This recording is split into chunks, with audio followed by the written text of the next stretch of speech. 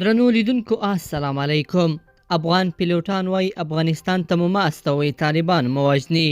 هغه افغان پیلوټان چې شاوخوا 3 اونۍ وړاندې د طالبانو له لاسته د مزار شریف له لوېدلو وروسته ازبکستان ته پناه وړې وه، د بې سرنوشتۍ په حالت کې ژوند کوي.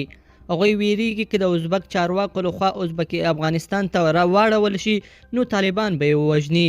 دوی ته دغه ویره وروسته له هغه زیاته شوه چې د دوی د اوسېدو د کمپ یو ازبک ساتونکي ورته وویل تاسو د تل لپاره دلته نشئ پاتې کېدلی.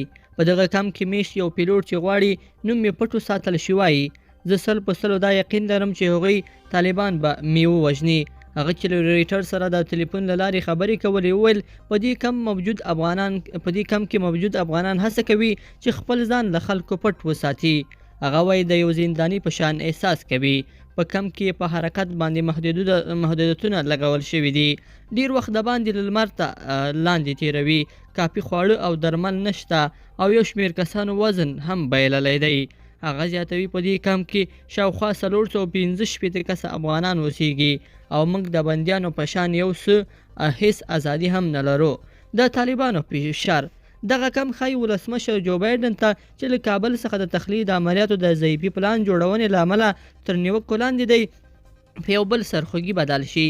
یو شمېر برحاله او پخوانیو امریکایي چارواکو له ازبکستان څخه د افغان پیلوټانو او د هغوی له خوا د وړل شوو الوتکو د تخلیه د ناکامۍ له امله د امریکا په حکومت نیوکې کړې دي او خبرداری یې ورکړی دی چې طالبان به په ازبک چارواکو فشار راوړي چې دغه پیلوټان ورته وسپاري.